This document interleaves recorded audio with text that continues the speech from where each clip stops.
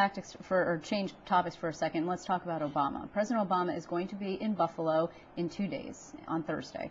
Why New York? Why upstate New York? I mean, New York is a state that is pretty safe Democratic. There are some congressional races in play, actually, but there's one in Staten Island. There's one, I guess, 24, which would be our Curie's seat. That might be in Owens' seat. But last I checked, Higgins was okay. Oh, I'm not sure if this is about Brian Higgins as much as it might be about Kirsten Gillibrand or somebody else who the president fully supports, who would like him to come into the state, into a place, and talk about issues that are important to her, that'll help her in her election. My understanding is the president's visits sort of like a Main Street USA tour, and it's talk about jobs and economic development, and that that's something that she'll want to talk about, because if you poll upstate, that is always the number one issue. She can't move. Why can't she move? She's stuck at like 27% approval. Well, what is that about? I think it's the fact that she has not gone through a statewide election. Voters don't pay attention to politics the way the three crazy people at this table pay attention to politics on a regular basis.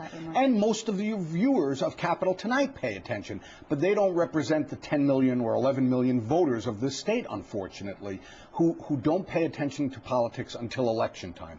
So while she's been senator for a year and a half, it's not like being a governor or a mayor. You're not in the press all the time. Plus, she's the junior senator to a senior senator who likes the media attention and gets a great deal of media attention. She will be very well known by the voters of the state come October. Whether she will be liked or not, that's a different question, but she will be known because voters will pay attention.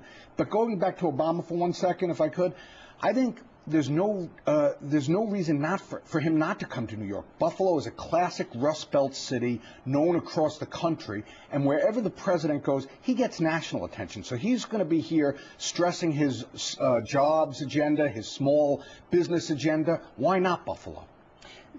You raised the question: why can't Gillibrand? Why don't her numbers move? Because there's no friction in her political life right now. Well, her numbers didn't move when Harold Ford was threatening her either.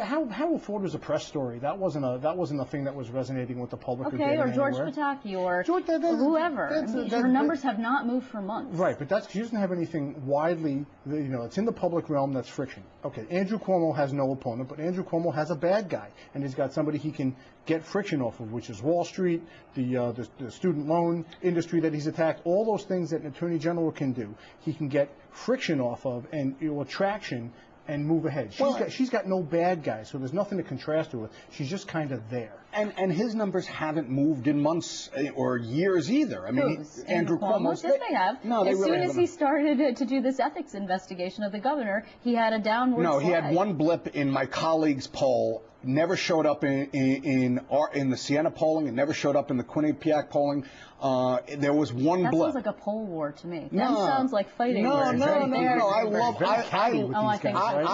Dr. Mirengoff. So there is no issue there. Call him after this there show. is no Let him issue. defend himself. But truthfully, Andrew Cuomo's numbers have been fairly flat. And they've gone up a little, down a little over the last year. But for the last 2 years, they've been the same.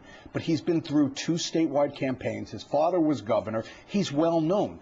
Gillibrand started from 1 congressional district. It's not unlike DiNapoli's numbers, the state controller. He's been state controller for more than 3 years right now. 2/3 of voters don't even have a clue who he is. He's never been through a statewide election. Let's assume she manages, there's no votes, et cetera, and she gets to Buffalo on Thursday, and she stands with the president, and he says nice things about her. Does she get a bump, do you think, in her polling numbers at some point?